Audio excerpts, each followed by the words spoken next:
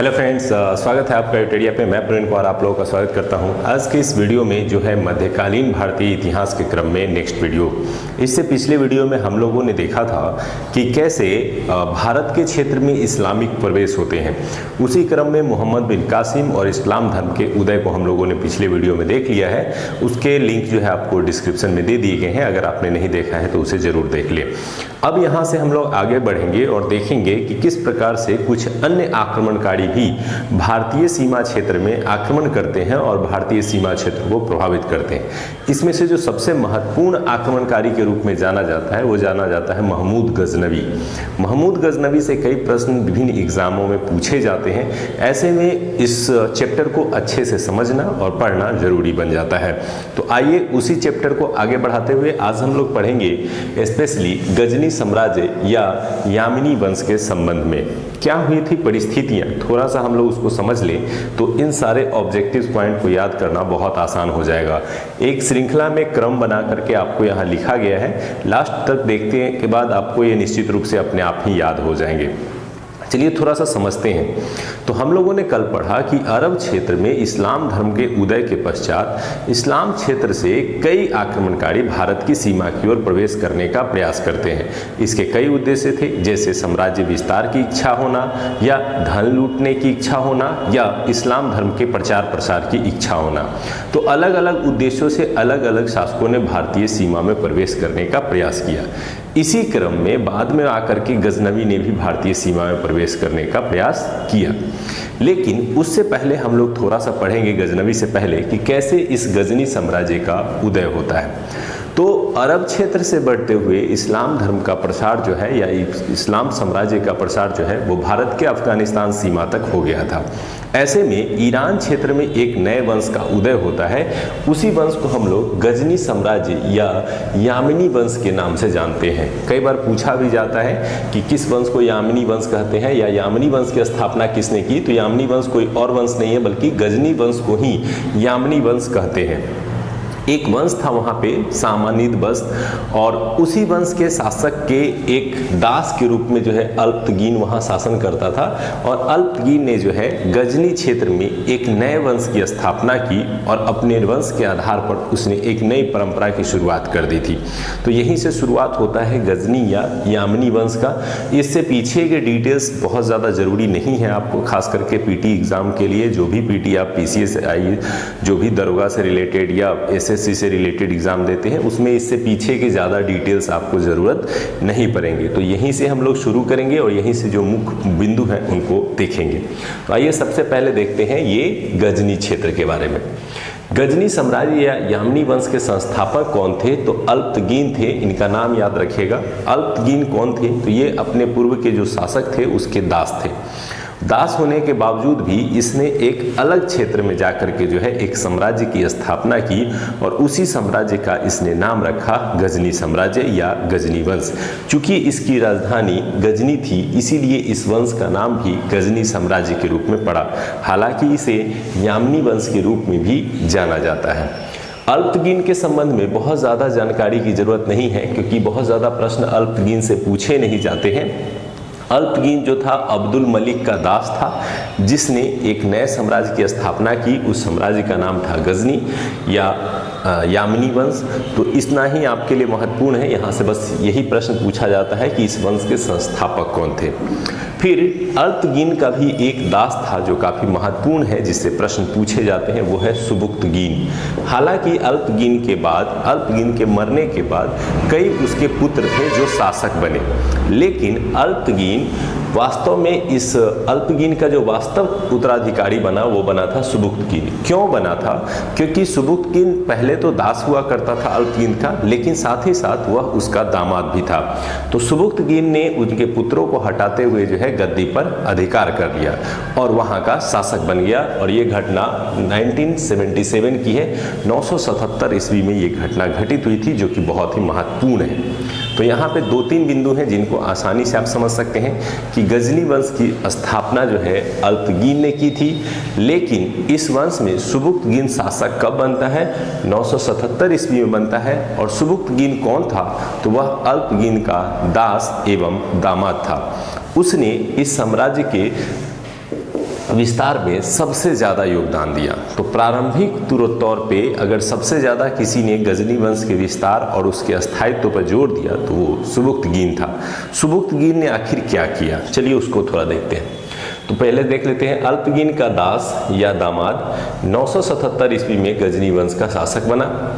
भारत पर पहला तुर्क आक्रमण अगर किसी ने किया था तो वो सुबुक्तगीन ने किया था। तो यहाँ से एक प्रश्न पूछता है कि भारत पर तुर्क आक्रमण सबसे पहले किसने किया।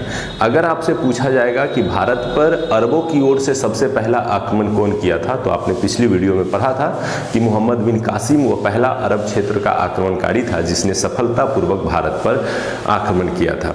लेकिन अगर आपसे पूछा जाए कि पहला तुर्क शासक कौन था जिसने भारत पर आक्रमण किया था, तो वो सुबुक्तगीन था। ये कई बार एग्जाम में पूछा गया और बहुत बार स्टूडेंट गलती करते हैं, तो इसीलिए बचने के लिए इसे जरूर ध्यान रख लेंगे। सुबुक्तगीन ने किया, और सुबुक्तगीन ने चूंकि भारत का जो सीमा विस्तार था ये पंजाब का जो क्षेत्र था जहाँ पर हिंदू राजशाही वंश का शासन था और उसकी सीमा और इस तरफ से गजनी की सीमा एक दूसरे से सटी हुई थी। अफगानिस्तान क्षेत्र के बाद जो सीमा थी वो गजनी साम्राज्य की थी और उससे पहले की जो सीमा थी वो भारतीय शासकों की थी। ऐसे में इस सीमा के संबंधित होने के कारण यहाँ पर संघर्ष की स्थिति बनी और सुबुक्तगीन ने पहला आक्रमण जो है वो पंजाब के क्षेत्र और उसी क्षेत्र में किया जहाँ के शासक जयपाल के साथ उनका संघर्ष हुआ। हालांकि इसका परिणाम जो है ना तो पूरी तरह से सुबुक्तगीन के पक्ष में रहा, ना ही जो है जयपाल के पक्ष में रहा, लेकिन यहाँ से दो बिंदु हैं जो महत्वपूर्ण है जिसे आपको हमेशा ध्यान रखना है। पहला बिंदु ये है कि भारत पर आक्रमण करने वाला पहला तुर्क मुसलमान कौन था, तो वो सुबुक्तगीन था जो कि गजनी वंश का शासक था। उसने भारतीय क्षेत्र में किस शासक के विरुद्ध लड़ाई लड़ी थी, तो उसने जयपाल के विरुद्ध जो है लड़ाई लड़ी। हालांकि इसमें अधिक सफलता नहीं मिली। अब सुबुक्तगीन के दो पुत्र थे, एक इस्माइल और दूसरा था गजनबी। मृत्यु के समय सुबुक्तगीन ने इस्माइल को शासक बना दिया। हालांकि गजनबी ज़्यादा योग्य था। गजनबी ने यही किया, इस्माइल को बंदी बना लिया और खुद शासक बन गया और इस तरह से गजनी का शासक बनने वाला गजनबी आ गया। तो आप हम लोगों का जो महत्वपूर्ण बिंदु इस पूरे चैप्टर का है वो वास्तव में महमूद गजनबी ही है, क्योंकि यहीं से सबसे ज़्यादा प्रश्न पूछे जाते हैं। तो महमूद गजनबी सुबुक्तगीन की मृत्यु के बाद 998 में शासक बना। कहीं कहीं इसको 999 भी दिया जाता है, 999 में शासक बना। इसका रीज़न ये है कि सुबुक्तगीन की मृत्यु 998 ईस्वी में होती है और प्रारंभ में कुछ समय के लिए इस्माइल को शासक बनाया जाता है, लेकिन इस्माइल के बाद जो है पुनः गजनबी शासक बन जाता है। 998 ईस्वी से लेकर के 1030 ईस्वी तक ये जो शासन का दौर था ये गजनबी का शासन का दौर चला।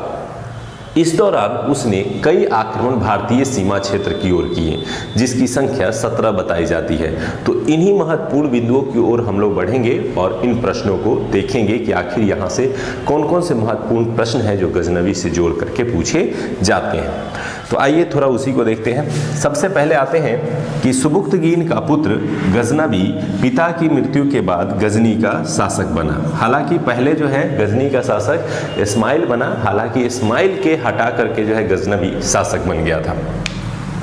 पहले जब पिता का जीवन चल रहा था उस समय गजनबी जो है खुरासान के क्षेत्र में जो है शासन करता था। एज ए राज्यपाल के तौर पे वह खुरासान में शासन करता था, लेकिन पिता की मृत्यु के बाद वह पूरे के पूरे गजनी प्रदेश का राजा बन जाता है। नेक्स्ट बिंदु है, गजनी में राजा बनने के बाद उसने खलीफा से मुलाकात की और उस समय जो खलीफा थे वो थे अल कादिर बिल्लाह। अब यहाँ पे दो पॉइंट आपको ध्यान रखनी है। क्या याद रखना है कि खलीफा कौन होते थे। तो पिछले वीडियो में भी हम लोगों ने चर्चा किया था कि जो मुस्लिम साम्राज्य था उसके जो धार्मिक गुरु होते थे उन्हें खलीफा कहा जाता था। वास्तव में वो केवल धार्मिक गुरु नहीं रह गए थे बल्कि वो राजनीतिक गुरु भी बन गए थे। ऐसे में किसी भी क्षेत्र में अगर कोई शासक बनता था तो उसे खलीफा से अनुमति लेनी होती थी, क्योंकि अगर वह अनुमति नहीं लेता था तो वह गैर इस्लामिक रूप में जाना जाने लगता था। और चूंकि इस्लाम धर्म के अनुसार वहाँ पर अगर शासन कर रहा था तो वो खलीफा से इजाज़त लेता था। ऐसे ही कंडीशन में वह खलीफा से मिला। चूंकि उसने अपने भाई को हटा करके गद्दी प्राप्त की थी तो उसने खलीफा से इजाज़त लेने की कोशिश की। इजाज़त लेने के क्रम में खलीफा अल कादिर बिल्लाह ने उसे दो उपाधि दी। पहला उपाधि है यामीन उद दौला। अब यहाँ पे यामीन वंश आपको दिखाई दे रहा है, यामीन उद दौला, इसका तात्पर्य होता है साम्राज्य का दाहिना हाथ, अर्थात इस्लाम क्षेत्र के विस्तार में यह दाहिने हाथ की तरह काम करेगा। तो पहला उपाधि खलीफा ने दिया यामीन उद दौला और दूसरा उपाधि दिया था यामीन उल मिल्लाह, अर्थात मुस्लिमों का संरक्षक। तो दो उपाधियां उसने प्राप्त की खलीफा से और एक तीसरी उपाधि प्राप्त करता है जिसे हम लोग सुल्तान कहते हैं।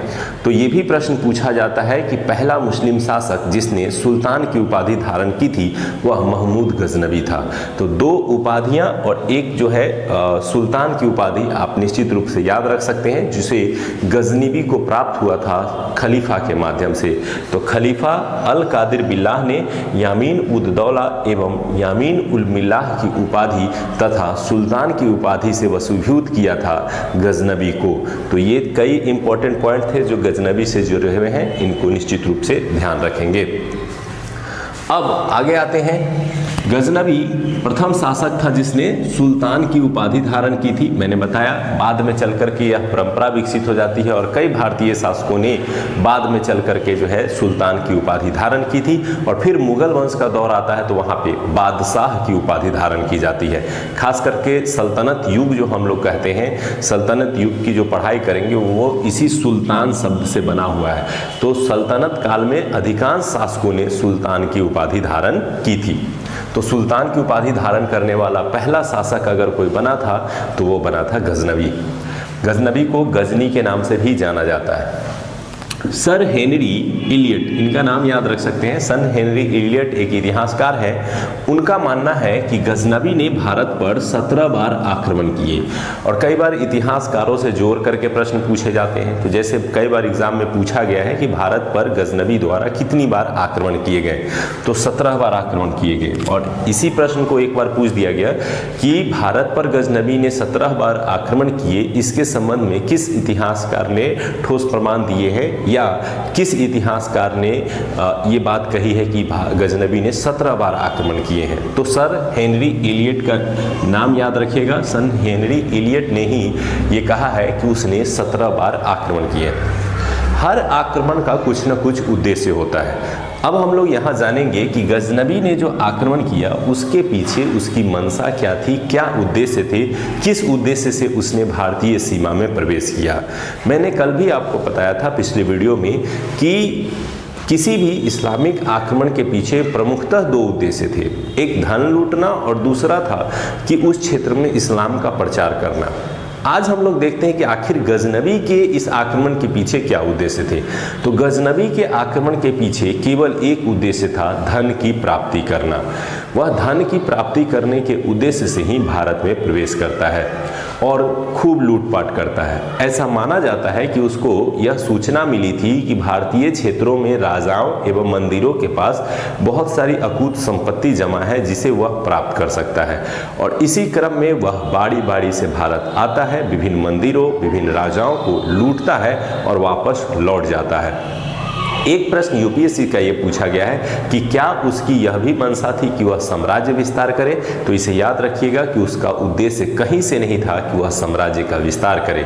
उसका केवल एक ही उद्देश्य था, धन को लूटना और लूट करके वापस जा करके मध्य एशिया क्षेत्र में अपने साम्राज्य को मजबूत बनाना।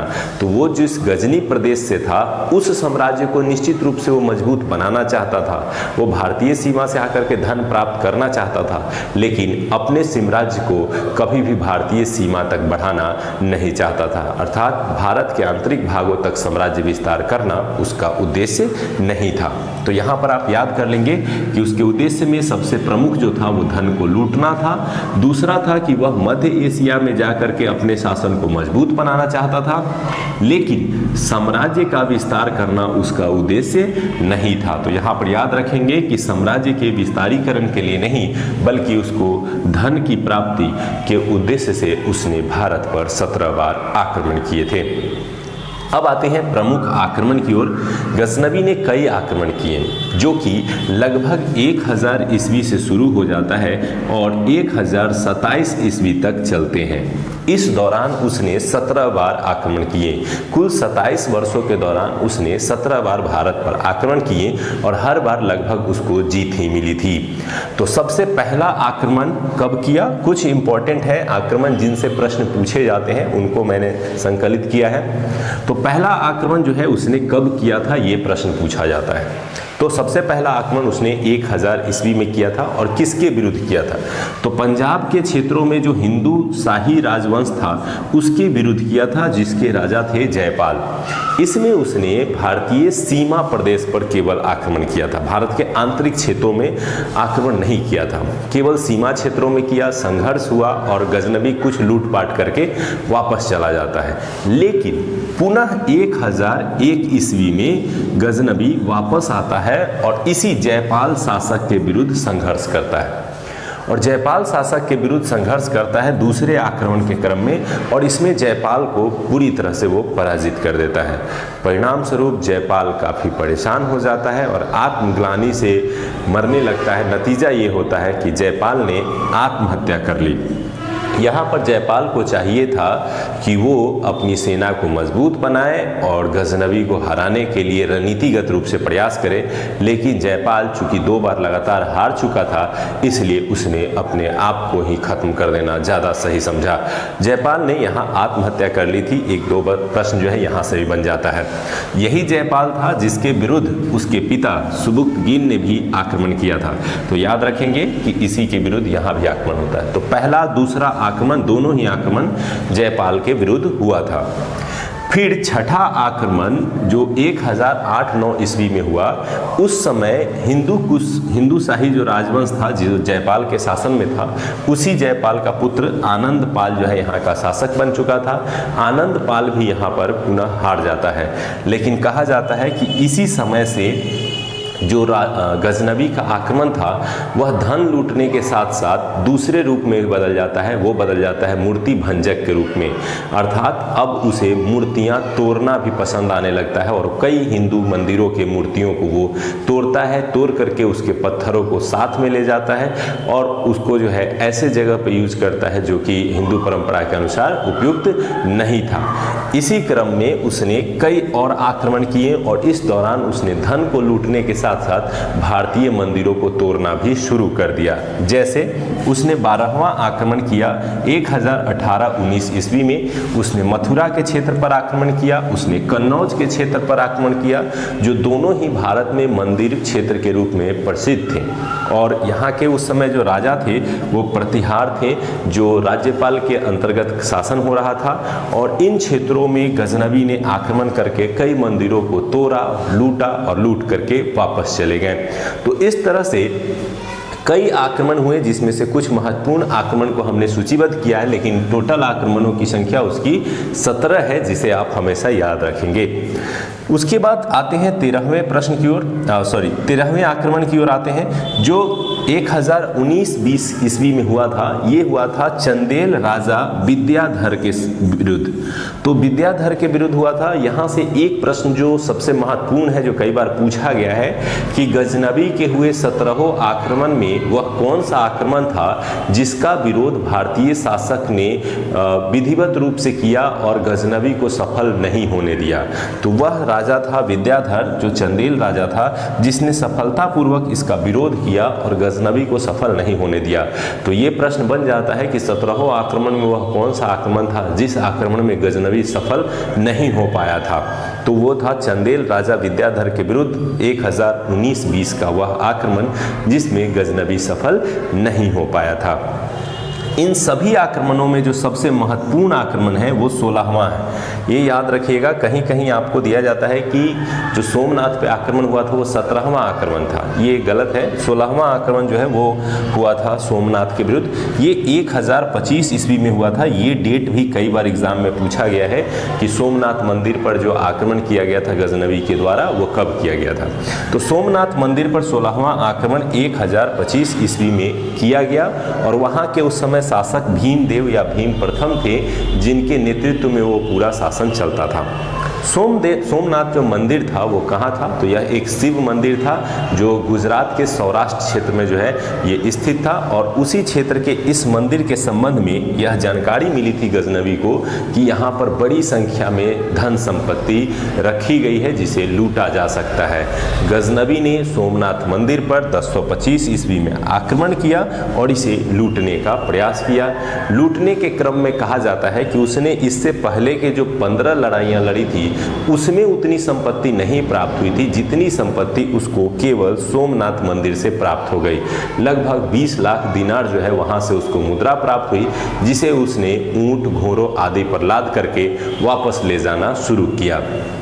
वापस ले जाने के क्रम में जाटों से उसका मुकाबला हो जाता है। यहाँ एक चीज़ समझने की क्या है कि जब भी गजनवी भारत आते थे तो वो घोड़ों के माध्यम से भारत आ जाते थे, ऊँटों की सहायता से भारत आ जाते थे और आते समय लड़ाई करते थे और जाते समय जल्दी से जल्दी वो वापस गजनी पहुँचना चाहते थे। इसका रीज़न ये था कि वो मानसून शुरू होने के साथ ही वापस हो जाते थे और दूसरा ये था कि वो जाते समय अपने घोड़ों पर यहाँ से जीते हुए सोने, चांदी आदि लेकर के जाते थे। तो वो नहीं चाहता था कि बीच में हम कहीं संघर्ष करें और हमारे सोने चांदी इधर उधर हो जाएं।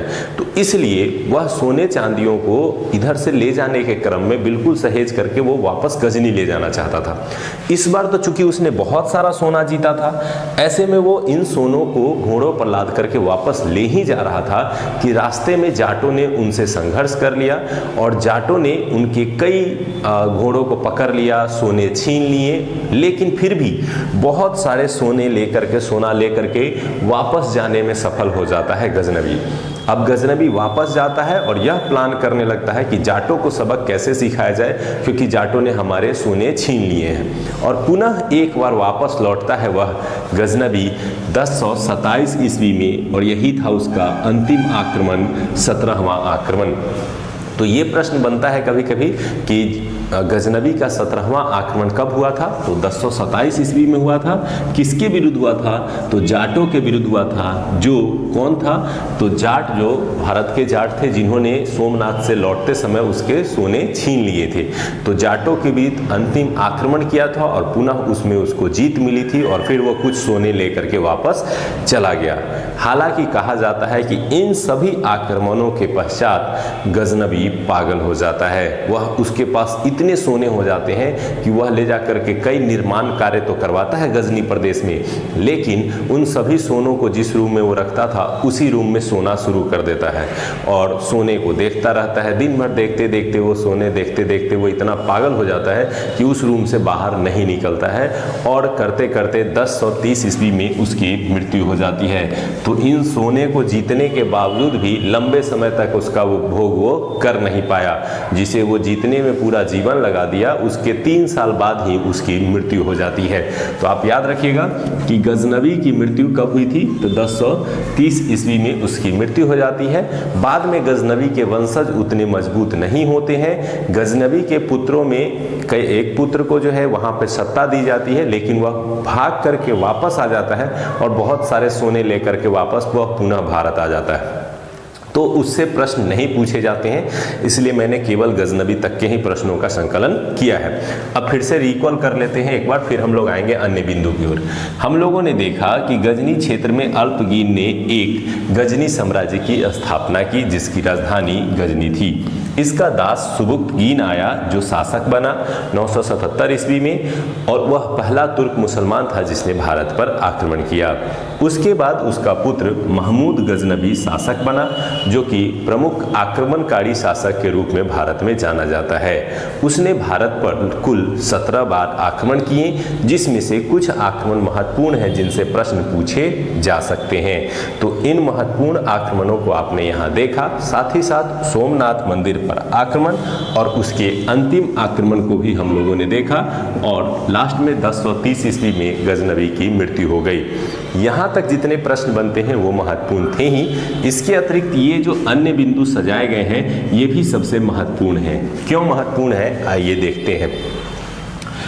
दरबारी इतिहासकार, गजनवी के दरबारी इतिहासकार थे उतबी। अब यहाँ से प्रश्न इसलिए महत्वपूर्ण है क्योंकि आपने अल बरूनी का नाम सुना है, आपने फिरदौसी का नाम सुना है।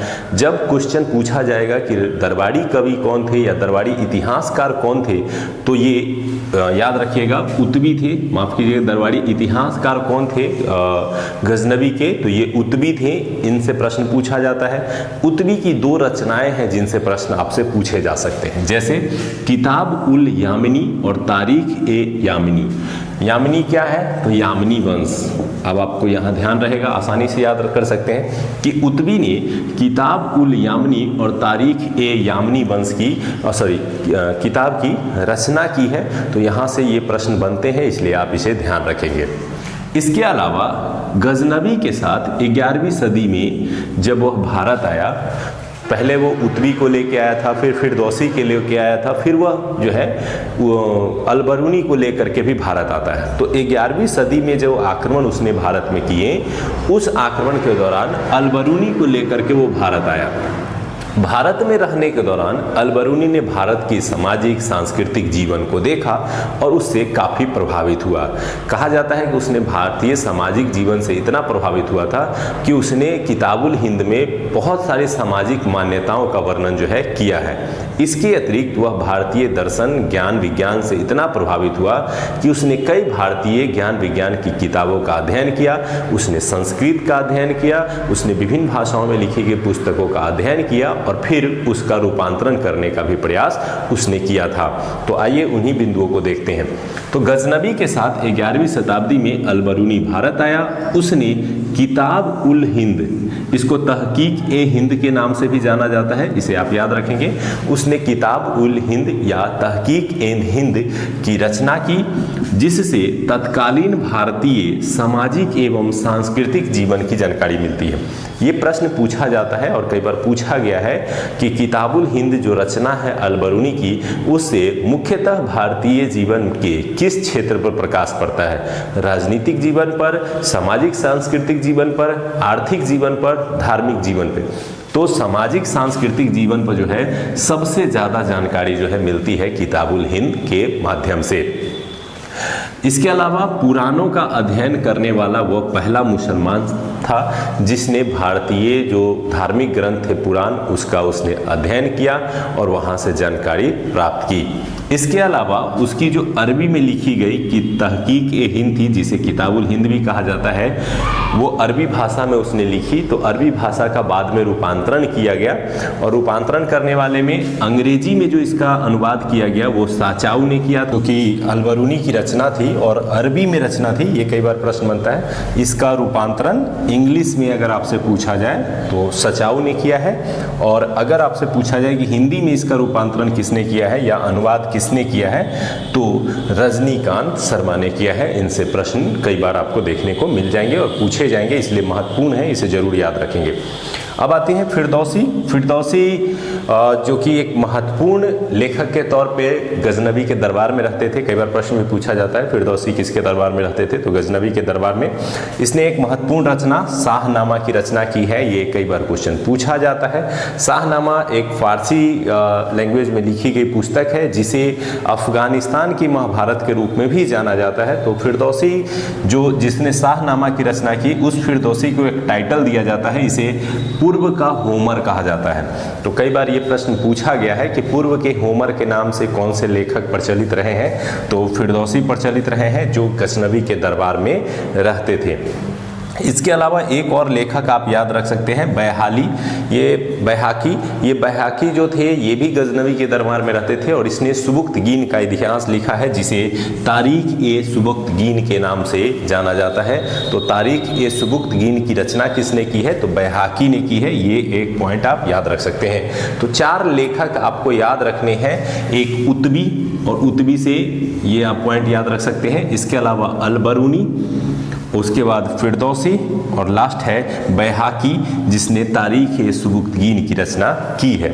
इसके अलावा मैं एक लाइन और बता दूं कि जब गजनवी जो है भारत आया था तो उसने कुछ सिक्के भी चलाए, जैसे संस्कृत मुद्रा लेख। उसने अपने सिक्कों पर संस्कृत लैंग्वेज का प्रयोग किया, एक तरफ अरबी और दूसरी तरफ जो है संस्कृत लैंग्वेज उस पर छपे होते थे। तो इससे प्रश्न पूछा जाता है कि संस्कृत मुद्रा लेख के साथ गजनवी ने जो है चांदी के सिक्के चलाए थे।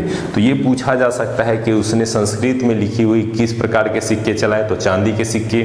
या फिर ये पूछा जा सकता है कि उसने जब सिक्के चलाए तो उस पर किस भारतीय भाषा का प्रयोग किया, तो संस्कृत का प्रयोग उसने किया था। तो इस प्रकार से आज के इस चैप्टर में हम लोगों ने कैसे तुर्क मुसलमानों का पहला आक्रमण भारत पे हुआ, किस प्रकार से गजनवी ने 17 आक्रमण किए, उसके उद्देश्य क्या थे, उसके महत्वपूर्ण आक्रमण क्या थे, और उसके दरबार में रहने वाले प्रमुख इतिहासकार या लेखक कौन थे जिनसे प्रश्न बन सकते हैं, उन सभी बिंदुओं को देखा। तो उम्मीद करते हैं कि ये श्रृंखला आपको पसंद आ रही होगी। अगले वीडियो में हम लोगों ने मोहम्मद गौरी के विषय में पढ़ेंगे, जो एक तुर्क मुसलमान था और गजनवी क्षेत्र से, गौर प्रदेश से जो शासन के रूप में यहाँ पे आए थे और उन्होंने भी आक्रमण किया था, तो उसके संबंध में हम लोग पढ़ेंगे। तो चलिए दोस्तों, मिलते हैं अगले वीडियो में। इस वीडियो को लाइक शेयर कमेंट जरूर करें ताकि हमारा मनोबल बना रहे और हम आपके लिए वीडियोस लेकर आते रहें। धन्यवाद दोस्तों एडुटेरिया से जुड़ने के लिए।